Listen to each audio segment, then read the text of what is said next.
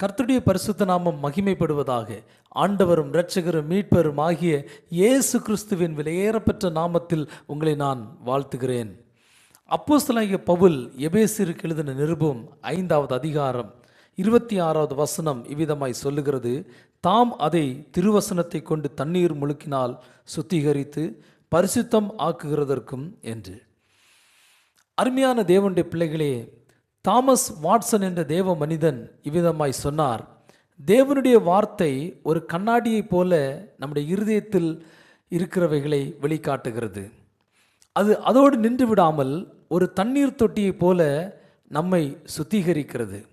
அருமையான தேவனுடைய ஜனமே, இந்த நாள் வேத வசனத்தை வாசிக்கும் போது அந்த வேத வசனம் நம்முடைய இருதயத்தை கழுவி சுத்திகரித்து இருதயத்திலே காணப்படுகிற அழுக்குகளை வெளிக்கொண்டு வந்து முற்றிலும் பரிசுத்தப்படுத்துகிறது. நிச்சயமாய் இந்த நாளிலும் கர்த்தருடைய வசனம் அதை செய்யும் என்பதில் எந்த சந்தேகமும் இல்லை.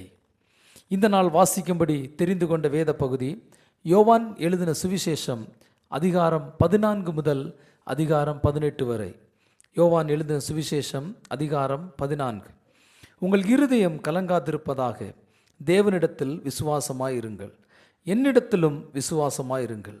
என் பிதாவின் வீட்டில் அநேக வாசஸ்தலங்கள் உண்டு. அப்படி இல்லாதிருந்தால் நான் உங்களுக்கு சொல்லியிருப்பேன். ஒரு ஸ்தலத்தை உங்களுக்காக ஆயத்தம் பண்ண போகிறேன். நான் போய் உங்களுக்காக ஸ்தலத்தை ஆயத்தம் பண்ணின பின்பு நான் இருக்கிற இடத்திலே நீங்களும் இருக்கும்படி நான் மறுபடியும் வந்து உங்களை என்னிடத்தில் சேர்த்து கொள்வேன். நான் போகிற இடத்தை அறிந்திருக்கிறீர்கள், வழியையும் அறிந்திருக்கிறீர்கள் என்றார். தோமா அவரை நோக்கி, ஆண்டவரே, நீர் போகிற இடத்தை அறியோமே, வழியை நாங்கள் எப்படி அறிவோம் என்றான். அதற்கு இயேசு, நானே வழியும் சத்தியமும் ஜீவனுமாயிருக்கிறேன். என்னை அல்லாமல் ஒருவனும் பிதாவினிடத்தில் வரான். என்னை அறிந்தீர்களானால் என் பிதாவையும் அறிந்திருப்பீர்கள். இது முதல் நீங்கள் அவரை அறிந்தும் அவரை கண்டும் இருக்கிறீர்கள் என்றார். பிலிப்பு அவரை நோக்கி, ஆண்டவரே, பிதாவை எங்களுக்கு காண்பியும், அது எங்களுக்கு போதும் என்றான். அதற்கு இயேசு, பிலிப்புவே, இவ்வளவு காலம் நான் உங்களுடனே கூட இருந்தும் நீ என்னை அறியவில்லையா? என்னை கண்டவன் பிதாவை கண்டான். அப்படி இருக்க பிதாவை எங்களுக்கு காண்பியும் என்று நீ எப்படி சொல்லுகிறாய்? நான் பிதாவிலும் பிதா என்னிலும் இருக்கிறதை நீ விசுவாசிக்கிறதில்லையா? நான் உங்களுடனே சொல்லுகிற வசனங்களை என் சுயமாய் சொல்லவில்லை. என்னிடத்தில் வாசமாயிருக்கிற பிதாவானவரே இந்த கிரியைகளை செய்து வருகிறார். நான் பிதாவிலும் பிதா என்னிலும் இருக்கிறதை நம்புங்கள். அப்படி இல்லாவிட்டாலும் என் கிரியைகளின் நிமித்தமாவது என்னை நம்புங்கள். மெய்யாகவே மெய்யாகவே நான் உங்களுக்கு சொல்லுகிறேன், நான் என் பிதாவினிடத்திற்கு போகிறபடியினால் என்னை விசுவாசிக்கிறவன் நான் செய்கிற கிரியைகளை தானும் செய்வான், இவைகளை பார்க்கிலும் பெரிய கிரியைகளையும் செய்வான். நீங்கள் என் நாமத்தினாலே எதை கேட்பீர்களோ குமாரனில் பிதா மகிமைப்படும்படியாக அதை செய்வேன். என் நாமத்தினாலே நீங்கள் எதை கேட்டாலும் அதை நான் செய்வேன். நீங்கள் என்னிடத்தில் அன்பாயிருந்தால் என் கற்பனைகளை கைக்கொள்ளுங்கள். நான் பிதாவை வேண்டிக் கொள்ளுவேன், அப்பொழுது என்றென்றைக்கும் உங்களுடனே கூட இருக்கும்படிக்கு சத்திய ஆவியாகிய வேறொரு தேற்றவாளனை அவர் உங்களுக்கு தந்தருளுவார். உலகம் அந்த சத்திய ஆவியானவரை காணாமலும் அறியாமலும் இருக்கிறபடியால் அவரை பெற்றுக்கொள்ள மாட்டாது. அவர் உங்களுடனே வாசம் பண்ணி உங்களுக்குள்ளே இருப்பதால் நீங்கள் அவரை அறிவீர்கள். நான் உங்களை திக்கற்றவர்களாக விடேன் என்று உங்களிடத்தில் வருவேன். இன்னும் கொஞ்ச காலத்திலே உலகம் என்னை காணாது, நீங்களோ என்னை காண்பீர்கள். நான் பிழைக்கிறபடியினால் நீங்களும் பிழைப்பீர்கள். நான் என் பிதாவிலும் நீங்கள் என்னிலும் நான் உங்களிலும் இருக்கிறதை அந்நாளிலே நீங்கள் அறிவீர்கள். என் கற்பனைகளை பெற்றுக்கொண்டு அவைகளை கைக்கொள்ளுகிறவனே என்னிடத்தில் அன்பாயிருக்கிறான். என்னிடத்தில் அன்பாயிருக்கிறவன் என் பிதாவுக்கு அன்பாயிருப்பான். நானும் அவனில் அன்பாயிருந்து அவனுக்கு என்னை வெளிப்படுத்துவேன் என்றார். ஸ்கோரியாத் அல்லாத யூதா என்பவன் அவரை நோக்கி, ஆண்டவரே, நீர் உலகத்துக்கு உம்மை வெளிப்படுத்தாமல் எங்களுக்கு உம்மை வெளிப்படுத்த போகிற காரணம் என்ன என்றான். இயேசு அவனுக்கு பிரதியுத்தரமாக, ஒருவன் என்னில் அன்பாயிருந்தால் அவன் என் வசனத்தை கைக்கொள்ளுவான். அவனில் என் பிதா அன்பாயிருப்பார். நாங்கள் அவனிடத்தில் வந்து அவனோடே வாசம் பண்ணுவோம். என்னில் அன்பாயிராதவன் என் வசனங்களை கைக்கொள்ள மாட்டான். நீங்கள் கேட்கிற வசனம் என்னுடையதாய் இராமல் என்னை அனுப்பின பிதாவினுடையதாய் இருக்கிறது. நான் உங்களுடனே தங்கி இருக்கையில் இவைகளை உங்களுக்கு சொன்னேன். என் நாமத்தினாலே பிதா அனுப்ப போகிற பரிசுத்த ஆவியாகிய தேற்றவாளனே எல்லாவற்றையும் உங்களுக்கு போதித்து நான் உங்களுக்கு சொன்ன எல்லாவற்றையும் உங்களுக்கு நினைப்பூட்டுவார். சமாதானத்தை உங்களுக்கு வைத்து போகிறேன், என்னுடைய சமாதானத்தையே உங்களுக்கு கொடுக்கிறேன். உலகம் கொடுக்கிற பிரகாரம் நான் உங்களுக்கு கொடுக்கிறதில்லை. உங்கள் இருதயம் கலங்காமலும் பயப்படாமலும் இருப்பதாக. நான் போவேன் என்றும் திரும்பி உங்களிடத்தில் வருவேன் என்றும் நான் உங்களுடனே சொன்னதை கேட்டீர்களே. நீங்கள் என்னில் அன்புள்ளவர்களாயிருந்தால் பிதாவினிடத்திற்கு போகிறேன் என்று நான் சொன்னதை குறித்து சந்தோஷப்படுவீர்கள். ஏனெனில் என் பிதா என்னிலும் பெரியவராயிருக்கிறார். இது நடக்கும்போது நீங்கள் விசுவாசிக்கும்படியாக நடப்பதற்கு முன்னமே இதை உங்களுக்கு சொன்னேன். இனி நான் உங்களுடனே அதிகமாய் பேசுவதில்லை. இந்த உலகத்தின் அதிபதி வருகிறான், அவனுக்கு என்னிடத்தில் ஒன்றுமில்லை. நான் பிதாவில் அன்பாயிருக்கிறேன் என்றும் பிதா எனக்கு கட்டளையிட்டபடியே செய்கிறேன் என்றும் உலகம் அறியும்படிக்கு இப்படி நடக்கும். எழுந்திருங்கள், இவ்விடம் விட்டு போவோம் வாருங்கள் என்றார். அதிகாரம் 15. நான் மெய்யான திராட்சை செடி, என் பிதா திராட்சை தோட்டக்காரர். என்னில் கனி கொடாதிருக்கிற கொடி எதுவோ அதை அவர் அறுத்து போடுகிறார். கனி கொடுக்கிற கொடி எதுவோ அது அதிக கனிகளை கொடுக்கும்படி அதை சுத்தம் பண்ணுகிறார். நான் உங்களுக்கு சொன்ன உபதேசத்தினாலே நீங்கள் இப்பொழுதே சுத்தமாயிருக்கிறீர்கள். என்னிலே நிலைத்திருங்கள், நானும் உங்களில் நிலைத்திருப்பேன். கொடியானது திராட்சை செடியில் நிலைத்திராவிட்டால் அது தானாய் கனி கொடுக்க மாட்டாதது போல நீங்களும் என்னில் நிலைத்திராவிட்டால் கனி கொடுக்க மாட்டீர்கள். நானே திராட்சை செடி, நீங்கள் கொடிகள். ஒருவன் என்னிலும் நான் அவனிலும் நிலைத்திருந்தால் அவன் மிகுந்த கனிகளை கொடுப்பான். என்னை அல்லாமல் உங்களால் ஒன்றும் செய்யக்கூடாது. ஒருவன் என்னில் நிலைத்திராவிட்டால் வெளியே எரியுண்ட கொடியைப் போல அவன் எரியுண்டு உலர்ந்து போவான். அப்படிப்பட்டவைகளை சேர்த்து அக்கினியிலே போடுகிறார்கள், அவைகள் எரிந்து போகும். நீங்கள் என்னிலும் என் வார்த்தைகள் உங்களிலும் நிலைத்திருந்தால் நீங்கள் கேட்டுக்கொள்வது எதுவோ அது உங்களுக்கு செய்யப்படும். நீங்கள் மிகுந்த கனிகளை கொடுப்பதினால் என் பிதா மகிமைப்படுவார், எனக்கும் சீஷராய் இருப்பீர்கள். பிதா என்னில் அன்பாயிருக்கிறது போல நானும் உங்களில் அன்பாயிருக்கிறேன். என்னுடைய அன்பிலே நிலைத்திருங்கள். நான் என் பிதாவின் கற்பனைகளை கைக்கொண்டு அவருடைய அன்பிலே நிலைத்திருக்கிறது போல நீங்களும் என் கற்பனைகளை கைக்கொண்டிருந்தால் என்னுடைய அன்பிலே நிலைத்திருப்பீர்கள். என்னுடைய சந்தோஷம் உங்களில் நிலைத்திருக்கும்படிக்கும் உங்கள் சந்தோஷம் நிறைவாயிருக்கும்படிக்கும் இவைகளை உங்களுக்கு சொன்னேன். நான் உங்களில் அன்பாயிருக்கிறது போல நீங்களும் ஒருவரில் ஒருவர் அன்பாயிருக்க வேண்டும் என்பதே என்னுடைய கற்பனையாயிருக்கிறது. ஒருவன் தன் சிநேகிதருக்காக தன் ஜீவனை கொடுக்கிற அன்பிலும் அதிகமான அன்பு ஒருவரிடத்திலும் இல்லை. நான் உங்களுக்கு கற்பிக்கிற யாவையும் நீங்கள் செய்வீர்களானால் என் சிநேகிதராய் இருப்பீர்கள். இனி நான் உங்களை ஊழியக்காரர் என்று சொல்லுகிறதில்லை. ஊழியக்காரன் தன் எஜமான் செய்கிறதை அறிய மாட்டான். நான் உங்களை சிநேகிதர் என்றேன். ஏனெனில் என் பிதாவினிடத்தில் நான் கேள்விப்பட்ட எல்லாவற்றையும் உங்களுக்கு அறிவித்தேன். நீங்கள் என்னை தெரிந்து கொள்ளவில்லை, நான் உங்களை தெரிந்து கொண்டேன். நீங்கள் என் நாமத்தினாலே பிதாவை கேட்டுக்கொள்வது எதுவோ அதை அவர் உங்களுக்கு கொடுக்கத்தக்கதாக நீங்கள் போய் கனி கொடுக்கும் படிக்கும் உங்கள் கனி நிலைத்திருக்கும் படிக்கும் நான் உங்களை ஏற்படுத்தினேன். நீங்கள் ஒருவரில் ஒருவர் அன்பாயிருக்க வேண்டுமென்றே இவைகளை உங்களுக்கு கற்பிக்கிறேன். உலகம் உங்களை பகைத்தால் அது உங்களை பகைக்கிறதற்கு முன்னே என்னை பகைத்ததென்று அறியுங்கள். நீங்கள் உலகத்தாராய் இருந்தால் உலகம் தன்னுடையதை சிநேகித்திருக்கும். நீங்கள் உலகத்தாராய் இராதபடியினாலும் நான் உங்களை உலகத்திலிருந்து தெரிந்து கொண்டபடியினாலும் உலகம் உங்களை பகைக்கிறது. ஊழியக்காரன் தன் எஜமானிலும் பெரியவன் அல்லவென்று நான் உங்களுக்கு சொன்ன வார்த்தையை நினைத்து கொள்ளுங்கள். அவர்கள் என்னை துன்பப்படுத்தினதுண்டானால் உங்களையும் துன்பப்படுத்துவார்கள். அவர்கள் என் வசனத்தை கை கொண்டதுண்டானால் உங்கள் வசனத்தையும் கை கொள்ளுவார்கள். அவர்கள் என்னை அனுப்பினவரை அறியாதபடியினால் என் நாமத்தின் நிமித்தமே இவைகளையெல்லாம் உங்களுக்கு செய்வார்கள். நான் வந்து அவர்களிடத்தில் பேசாதிருந்தேனானால் அவர்களுக்கு பாவம் இராது. இப்பொழுதோ தங்கள் பாவத்தை குறித்து போக்கு சொல்ல அவர்களுக்கு இடமில்லை. என்னை பகைக்கிறவன் என் பிதாவையும் பகைக்கிறான். வேறு ஒருவரும் செய்யாத கிரியைகளை நான் அவர்களுக்குள்ளே செய்யாதிருந்தேனானால் அவர்களுக்கு பாவம் இராது. இப்பொழுது அவர்கள் என்னையும் என் பிதாவையும் கண்டும் பகைத்தும் இருக்கிறார்கள். முகாந்திரமில்லாமல் என்னை பகைத்தார்கள் என்று அவருடைய வேதத்தில் எழுதியிருக்கிற வாக்கியம் நிறைவேறும்படிக்கு இப்படி ஆயிற்று. பிதாவினிடத்திலிருந்து நான் உங்களுக்கு அனுப்பப் போகிறவரும் பிதாவினிடத்திலிருந்து புறப்படுகிறவரும் ஆகிய சத்திய ஆவியான தேற்றவாளன் வரும்போது அவர் என்னை குறித்து சாட்சி கொடுப்பார். நீங்களும் ஆதி முதல் என்னுடனே கூட இருந்தபடியால் எனக்கு சாட்சிகளாய் இருப்பீர்கள். அதிகாரம் 16. நீங்கள் இடறல் அடையாதபடிக்கு இவைகளை உங்களுக்கு சொன்னேன். அவர்கள் உங்களை ஜெப ஆலயங்களுக்கு புறம்பாக்குவார்கள். மேலும் உங்களை கொலை செய்கிறவன் தான் தேவனுக்கு தொண்டு செய்கிறவன் என்று நினைக்கும் காலம் வரும். அவர்கள் பிதாவையும் என்னையும் அறியாதபடியினால் இவைகளை உங்களுக்கு செய்வார்கள்.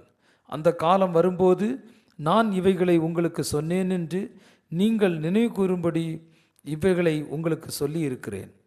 நான் உங்களுடனே கூட இருந்தபடியினால் ஆரம்பத்திலே இவைகளை உங்களுக்கு சொல்லவில்லை.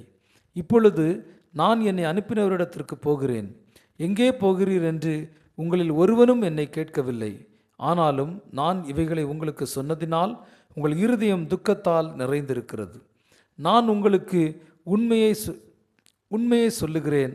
நான் போகிறது உங்களுக்கு பிரயோஜனமாக இருக்கும். நான் போகாதிருந்தால் தேற்றவாளன் உங்களிடத்தில் வரார். நான் போவேனே ஆகில் அவரை உங்களிடத்திற்கு அனுப்புவேன். அவர் வந்து பாவத்தை குறித்தும் நீதியை குறித்தும் நியாய தீர்ப்பை குறித்தும் உலகத்தை கண்டித்து உணர்த்துவார். அவர்கள் என்னை விசுவாசியாதபடியினால் பாவத்தை குறித்தும் நீங்கள் இனி என்னை காணாதபடிக்கு நான் என் பிதாவினிடத்திற்கு போகிறபடினாலே நீதியை குறித்தும் இந்த உலகத்தின் அதிபதி நியாயம் தீர்க்கப்பட்டதினாலே நியாய தீர்ப்பை குறித்தும் கண்டித்து உணர்த்துவார். இன்னும் அநேக காரியங்களை நான் உங்களுக்கு சொல்ல வேண்டியதாக இருக்கிறது. அவைகளை நீங்கள் இப்பொழுது தாங்க மாட்டீர்கள். சத்திய ஆவியாகிய அவர் வரும்போது சகல சத்தியத்திற்குள்ளும் உங்களை நடத்துவார். அவர் தம்முடைய சுயமாய் பேசாமல் தாம் கேள்விப்பட்டவைகள் யாவையும் சொல்லி வரப்போகிற காரியங்களை உங்களுக்கு அறிவிப்பார்.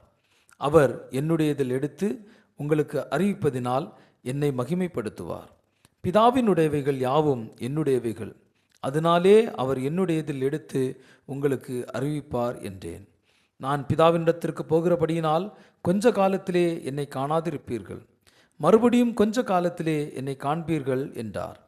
அப்பொழுது அவருடைய சீஷரில் சிலர், நான் பிதாவினிடத்திற்கு போகிறபடியினால் கொஞ்ச காலத்திலே என்னை காணாதிருப்பீர்கள் என்றும் மறுபடியும் கொஞ்ச காலத்திலே என்னை காண்பீர்கள் என்றும் அவர் நம்முடனே சொல்லுகிறதின் கருத்தென்ன என்று தங்களுக்குள்ளே பேசிக்கொண்டதும் அன்றி, கொஞ்ச காலம் என்கிறாரே, இதென்ன?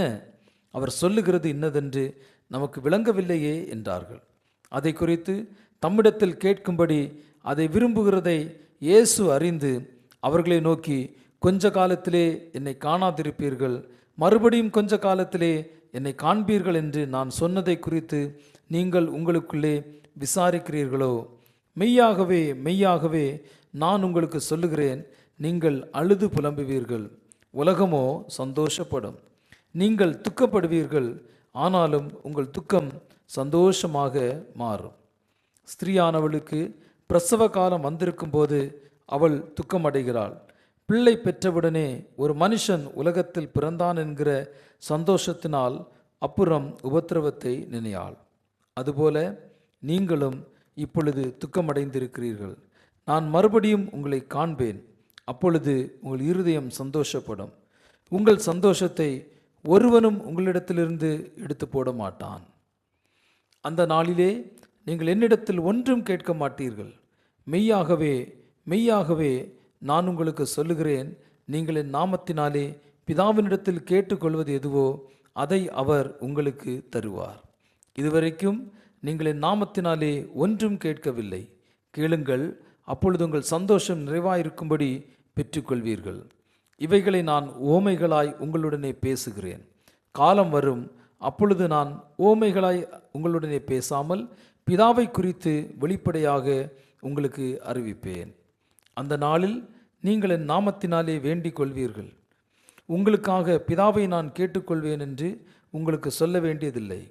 நீங்கள் என்னை சிநேகித்து நான் தேவனிடத்திலிருந்து புறப்பட்டு வந்தேன் என்று விசுவாசிக்கிறபடியினால் பிதா தாமே உங்களை சிநேகிக்கிறார். நான் பிதாவினிடத்திலிருந்து புறப்பட்டு உலகத்திலே வந்தேன், மறுபடியும் உலகத்தை விட்டு பிதாவினிடத்திற்கு போகிறேன் என்றார். அவருடைய சீஷர்கள் அவரை நோக்கி, இதோ இப்பொழுது நீர் ஓமையாய் பேசாமல் வெளிப்படையாய் பேசுகிறீர். நீர் எல்லாவற்றையும் அறிந்திருக்கிறீர் என்றும் ஒருவன் உம்மை வினவ வேண்டியதில்லை என்றும் இப்பொழுது அறிந்திருக்கிறோம். இதனாலே நீர் தேவனிடத்திலிருந்து வந்தீர் என்று விசுவாசிக்கிறோம் என்றார்கள். இயேசு அவர்களுக்கு பிரதியுத்தரமாக, இப்பொழுது நீங்கள் விசுவாசிக்கிறீர்கள். இதோ நீங்கள் சிதறுண்டு அவனவன் தன் தன் இடத்துக்கு போய் என்னை தனியே விட்டுவிடும் காலம் வரும். அது இப்பொழுது வந்திருக்கிறது. ஆனாலும் நான் தனித்திரேன், பிதா என்னுடனே கூட இருக்கிறார். என்னிடத்தில் உங்களுக்கு சமாதானம் உண்டாயிருக்கும் பொருட்டு இவைகளை உங்களுக்கு சொன்னேன். உலகத்தில் உங்களுக்கு உபத்திரவம் உண்டு, ஆனாலும் திடன் கொள்ளுங்கள், நான் உலகத்தை ஜெயித்தேன் என்றார். அதிகாரம் 17. இயேசு இவைகளை சொன்ன பின்பு தம்முடைய கண்களை வானத்துக்கு ஏறெடுத்து, பிதாவே, வேளை வந்தது. நீர் உம்முடைய குமாரனுக்கு தந்திரளின யாவருக்கும் அவர் நித்திய ஜீவனை கொடுக்கும் பொருட்டு மாம்சமான யாவர் மேலும் நீர் அவருக்கு அதிகாரம் கொடுத்தபடியே உம்முடைய குமாரன் உம்மை மகிமைப்படுத்தும்படிக்கு நீர் உம்முடைய குமாரனை மகிமைப்படுத்தும். ஒன்றான மெய்தேவனாகிய உம்மையும் நீர் அனுப்பினவராகிய இயேசு கிறிஸ்துவையும் அறிவதே நித்திய ஜீவன். பூமியிலே நான் உம்மை மகிமைப்படுத்தினேன். நான் செய்யும்படி நீர் எனக்கு நியமித்த கிரியைகளை செய்து முடித்தேன். பிதாவே, உலகம் உண்டாகிறதற்கு முன்னே உம்மிடத்தில் எனக்கு உண்டாயிருந்த மகிமையினாலே இப்பொழுது நீர் என்னை உம்மிடத்திலே மகிமைப்படுத்தும். நீர் உலகத்தில் தெரிந்தெடுத்து எனக்கு தந்த மனுஷருக்கு உம்முடைய நாமத்தை வெளிப்படுத்தினேன். அவர்கள் உம்முடையவர்களாய் இருந்தார்கள். அவர்களை எனக்கு தந்தீர். அவர்கள் உம்முடைய வசனத்தை கை கொண்டிருக்கிறார்கள். நீர் எனக்கு தந்தவைகளெல்லாம் உம்மாலே உண்டாயினவென்று இப்பொழுது அறிந்திருக்கிறார்கள். நீர் எனக்கு கொடுத்த வார்த்தைகளை நான் அவர்களுக்கு கொடுத்தேன். அவர்கள் அவைகளை ஏற்றுக்கொண்டு நான் உம்மிடத்திலிருந்து புறப்பட்டு வந்தேன் என்று நிச்சயமாய் அறிந்து நீர் என்னை அனுப்பினீர் என்று விசுவாசித்திருக்கிறார்கள். நான் அவர்களுக்காக வேண்டிக் கொள்கிறேன், உலகத்துக்காக வேண்டிக் கொள்ளாமல் நீர் எனக்கு தந்தவர்களுக்காக வேண்டிக் கொள்கிறேன். அவர்கள் உம்முடையவர்களாய் இருக்கிறார்களே. என்னுடையவைகள் யாவும் உம்முடையவைகள், உம்முடையவைகள் என்னுடையவைகள். அவர்களில் நான் மகிமைப்பட்டிருக்கிறேன். நான் இனி உலகத்தில் இரேன், இவர்கள் உலகத்தில் இருக்கிறார்கள். நான் உம்மிடத்திற்கு வருகிறேன். பரிசுத்த பிதாவே, நீர் எனக்கு தந்தவர்கள் நம்மை போல ஒன்றாயிருக்கும்படிக்கு நீர் அவர்களை உம்முடைய நாமத்தினாலே காத்துக்கொள்ளும். நான் அவர்களுடனே கூட உலகத்தில் இருக்கையில் அவர்களை உம்முடைய நாமத்தினாலே காத்து கொண்டேன். நீர் எனக்கு தந்தவர்களை காத்து கொண்டு வந்தேன். வேத வாக்கியம் நிறைவேறத்தக்கதாக கேட்டின் மகன் கெட்டுப்போனானே அல்லாமல் அவர்களில் ஒருவனும் கெட்டுப்போகவில்லை. இப்பொழுது நான் உம்மிடத்திற்கு வருகிறேன். அவர்கள் என் சந்தோஷத்தை நிறைவாய் அடையும்படி உலகத்தில் இருக்கையில் இவைகளை சொல்லுகிறேன். நான் உம்முடைய வார்த்தையை அவர்களுக்கு கொடுத்தேன். நான் உலகத்தான் அல்லாதது போல அவர்களும் உலகத்தார் அல்ல. ஆதலால் உலகம் அவர்களை பகைத்தது. நீர் அவர்களை உலகத்திலிருந்து எடுத்துக்கொள்ளும்படி நான் வேண்டிக் கொள்ளாமல் நீர் அவர்களை தீமை நின்று காக்கும்படி வேண்டிக் கொள்ளுகிறேன். நான் உலகத்தான் அல்லாதது போல அவர்களும் உலகத்தார் அல்ல. உம்முடைய சத்தியத்தினாலே அவர்களை பரிசுத்தமாக்கும். உம்முடைய வசனமே சத்தியம். நீர் என்னை உலகத்தில் அனுப்புனது போல நானும் அவர்களை உலகத்தில் அனுப்புகிறேன். அவர்களும் சத்தியத்தினாலே பரிசுத்தமாக்கப்பட்டவர்களாகும்படி அவர்களுக்காக நான் என்னைத்தானே பரிசுத்தமாக்குகிறேன். நான் இவர்களுக்காக வேண்டிக் கொள்ளுகிறதும் அல்லாமல் இவர்களுடைய வார்த்தையினால் என்னை விசுவாசிக்கிறவர்களுக்காகவும் வேண்டிக் கொள்ளுகிறேன். அவர்கள் எல்லாரும் ஒன்றாயிருக்கவும் பிதாவே, நீர் என்னை அனுப்பினதை உலகம் விசுவாசிக்கிறதற்காக நீர் என்னிலேயும் நான் உம்மிலேயும் இருக்கிறது போல அவர்கள் எல்லாரும் நம்மில் ஒன்றாயிருக்கவும் வேண்டிக் கொள்ளுகிறேன். நாம் ஒன்றாயிருக்கிறது போல அவர்களும் ஒன்றாயிருக்கும்படி நீர் எனக்கு தந்த மகிமையை நான் அவர்களுக்கு கொடுத்தேன். ஒருமைப்பாட்டில் அவர்கள் தேர்ந்தவர்களாய் இருக்கும்படிக்கும் என்னை நீர் அனுப்பினதையும் நீர் என்னில் அன்பாயிருக்கிறது போல அவர்களிலும் அன்பாயிருக்கிறதையும் உலகம் அறியும்படிக்கும் நான் அவர்களிலும் நீர் என்னிலும் இருக்கும்படி வேண்டிக் கொள்கிறேன். பிதாவே, உலகத் தோற்றத்துக்கு முன் நீர் என்னில் அன்பாயிருந்தபடினால் நீர் எனக்கு தந்த என்னுடைய மகிமையை நீர் எனக்கு தந்தவர்கள் காணும்படியாக நான் எங்கே இருக்கிறேனோ அங்கே அவர்களும் என்னுடனே கூட இருக்க விரும்புகிறேன். நீதியுள்ள பிதாவே, உலகம் உம்மை அறியவில்லை, நான் உம்மை அறிந்திருக்கிறேன். நீர் என்னை அனுப்பினதை இவர்களும் அறிந்திருக்கிறார்கள். நீர் என்னிடத்தில் வைத்த அன்பு அவர்களிடத்தில் இருக்கும்படிக்கும் நானும் அவர்களில் இருக்கும்படிக்கும் உம்முடைய நாமத்தை அவர்களுக்கு தெரியப்படுத்தினேன், இன்னமும் தெரியப்படுத்துவேன் என்றார். அதிகாரம் 18. இயேசு இவைகளை சொன்ன பின்பு தம்முடைய சீஷருடனே கூட கெதரோன் என்னும் ஆற்றுக்கு அப்புறம் போனார். அங்கே ஒரு தோட்டம் இருந்தது. அதிலே அவரும் அவருடைய சீஷரும் பிரவேசித்தார்கள். இயேசு தம்முடைய சீஷருடனே கூட அடிக்கடி அங்கே போயிருந்தபடியினால் அவரை காட்டிக் கொடுக்கிற யூதாசும் அந்த இடத்தை அறிந்திருந்தான். யூதாஸ் போர் சேவகரின் கூட்டத்தையும் பிரதான ஆசாரியர் பரிசேயர் என்பவர்களால் அனுப்பப்பட்ட ஊழியக்காரரையும் கூட்டிக் கொண்டு பந்தங்களோடும் தீவெட்டிகளோடும் ஆயுதங்களோடும் அவ்விடத்திற்கு வந்தான். இயேசு தமக்கு நேரிடப் போகிற எல்லாவற்றையும் அறிந்து எதிர்கொண்டு போய் அவர்களை நோக்கி, யாரை தேடுகிறீர்கள் என்றார். அவருக்கு அவர்கள் பிரதித்திரமாக, நஸ்ரேனாகிய இயேசுவை தேடுகிறோம் என்றார்கள். அதற்கு இயேசு, நான் தான் என்றார். அவரை காட்டிக் கொடுத்த யூதாசும் அவர்களுடனே கூட நின்றான். நான் தான் என்று அவர் அவர்களிடத்தில் சொன்னவுடனே அவர்கள் பின்னிட்டு தரையிலே விழுந்தார்கள். அவர் மறுபடியும் அவர்களை நோக்கி, யாரை தேடுகிறீர்கள் என்று கேட்டார். அவர்கள் நஸ்ரேனாகிய இயேசுவை தேடுகிறோம் என்றார்கள். இயேசு பிரதித்திரமாக, நான் தான் என்று உங்களுக்கு சொன்னேனே, என்னை தேடுகிறதானால் இவர்களை போகவிடுங்கள் என்றார். நீர் எனக்கு தந்தவர்களில் ஒருவனையும் நான் இழந்து போகவில்லை என்று அவர் சொல்லிய வசனம் நிறைவேறத்தக்கதாக இப்படி நடந்தது. அப்பொழுது சீமோன் பேதுரு தன்னிடத்திலிருந்து இருந்த பட்டயத்தை உருவி பிரதான ஆசாரியனுடைய வேலைக்காரனை வலது காதர வெட்டினான். அந்த வேலைக்காரனுக்கு மல்கூஸ் என்று பெயர். அப்பொழுது இயேசு பேதுருவை நோக்கி, உன் பட்டயத்தை உரையிலே போடு. பிதா எனக்கு கொடுத்த பாத்திரத்தில் நான் பானம் பண்ணாதிருப்பேனோ என்றார். அப்பொழுது போர் சேவகரும் 1000 போர் சேவகருக்கு தலைவனும் யூதருடைய ஊழியக்காரரும் இயேசுவை பிடித்து அவரை கட்டி முதலாவது அவரை அன்னா என்பவனிடத்திற்கு கொண்டு போனார்கள். அவன் அந்த வருஷத்து பிரதான ஆசாரியனாகிய காய்பாவுக்கு மாமனாய் இருந்தான். ஜனங்களுக்காக ஒரே மனுஷன் சாகிறது நலமாயிருக்கும் என்று யூதருக்கு ஆலோசனை சொன்னவன் இந்த காய்பாவே. சீமோன் பேதுருவும் வேறொரு சீஷனும் இயேசுவுக்கு பின் சென்றார்கள். அந்த சீஷன் பிரதான ஆசாரியனுக்கு அறிமுகமானவனாய் இருந்ததினால் இயேசுவுடனே கூட பிரதான ஆசாரியனுடைய அரண்மனைக்குள் பிரவேசித்தான். பேதுரு வாசல் அருகே வெளியே நின்றான். அப்பொழுது பிரதான ஆசிரியனுக்கு அறிமுகமானவனாய் இருந்த மற்ற சீஷன் வெளியே வந்து வாசல் காக்கிறவர்களுடனே பேசி பேதுருவை உள்ளே அழைத்து கொண்டு போனான். அப்பொழுது வாசல் காக்கிற வேலைக்காரி பேதுருவை நோக்கி, நீயும் அந்த மனுஷனுடைய சீஷரில் ஒருவன் அல்லவா என்றாள். அவன், நான் அல்ல என்றான். குளிர்காலமானபடியினாலே ஊழியக்காரரும் சேவகரும் கரி நெருப்புண்டாக்கி நின்று குளிர் காய்ந்து கொண்டிருந்தார்கள். அவர்களுடனே கூட பேதுருவும் நின்று குளிர் காய்ந்து கொண்டிருந்தான். பிரதான ஆசாரியன் இயேசுவினிடத்தில் அவருடைய சீஷரை குறித்தும் போதகத்தை குறித்தும் விசாரித்தான். இயேசு அவனுக்கு பிரதியுத்தரமாக, நான் வெளியரங்கமாய் உலகத்துடனே பேசினேன்.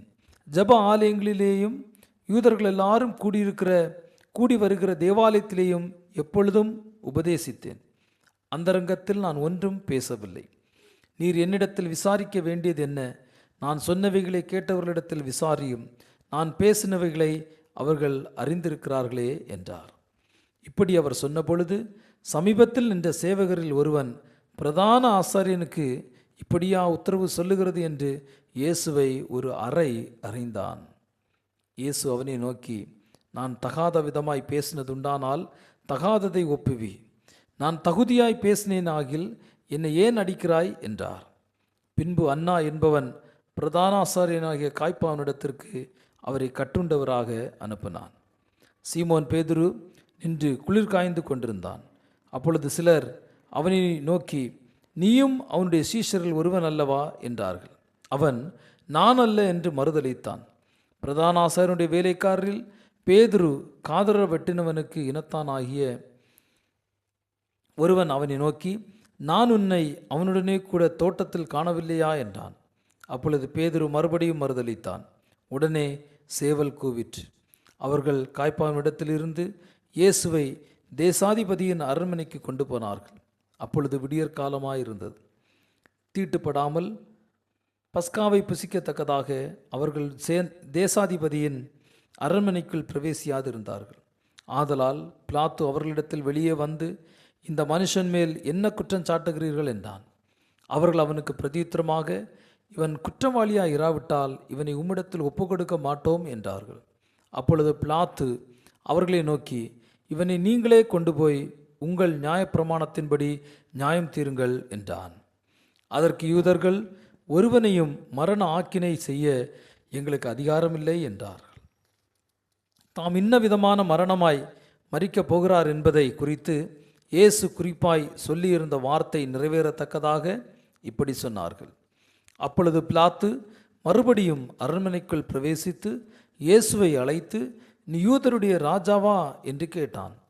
இயேசு அவனுக்கு பிரதியுத்தரமாக, நீராய் இப்படி சொல்லுகிறீரோ அல்லது மற்றவர்கள் என்னை குறித்து இப்படி உமக்கு சொன்னார்களோ என்றார். பிலாத்து பிரதியுத்தரமாக, நான் யூதனா? உன் ஜனங்களும் பிரதான ஆசாரியரும் உன்னை என்னிடத்தில் ஒப்பு கொடுத்தார்கள், நீ என்ன செய்தாய் என்றான். இயேசு பிரதியுத்தரமாக, என் ராஜ்யம் இவ்வுலகத்துக்குரியதல்ல. என் ராஜ்யம் இவ்வுலகத்துக்குரியதானால் நான் யூதரிடத்தில் ஒப்பு கொடுக்கப்படாதபடிக்கு என் ஊழியக்காரர் போராடி இருப்பார்களே. இப்படி இருக்க என் ராஜ்யம் இவ்விடத்திற்குரியதல்ல என்றார். அப்பொழுது பிலாத்து அவரை நோக்கி, அப்படியானால் நீ ராஜாவோ என்றான். இயேசு பிரதியுத்தரமாக, நீர் சொல்லுகிறபடி நான் ராஜாதான். சத்தியத்தை குறித்து சாட்சி கொடுக்க நான் பிறந்தேன். இதற்காகவே இந்த உலகத்தில் வந்தேன். சத்தியவான் எவனும் என் சத்தம் கேட்கிறான் என்றார். அதற்கு பிலாத்து, சத்தியமாவது என்ன என்றான். மறுபடியும் அவன் யூதர்களிடத்தில் வெளியே வந்து, நான் அவனிடத்தில் ஒரு குற்றமும் காணேன். பஸ்கா பண்டிகையில் நான் உங்களுக்கு ஒருவனை விடுதலை பண்ணுகிற வழக்கம் உண்டே. ஆகையால் யூதருடைய ராஜாவை நான் உங்களுக்காக விடுதலை பண்ண உங்களுக்கு மனதுண்டா என்றான். அப்பொழுது அவர்கள் எல்லாரும், இவனை அல்ல, பரபாசை விடுதலை பண்ண வேண்டும் என்று மறுபடியும் சத்தமிட்டார்கள். அந்த பரபாஸ் என்பவன் கள்ளனாயிருந்தான். இத்துடன் இந்த நாள் வாசிக்க வேண்டிய வேத பகுதி வாசித்து நிறைவடைந்து விட்டது. மீண்டும் உங்களை அடுத்த நிகழ்ச்சியில் சந்திக்கிறேன்.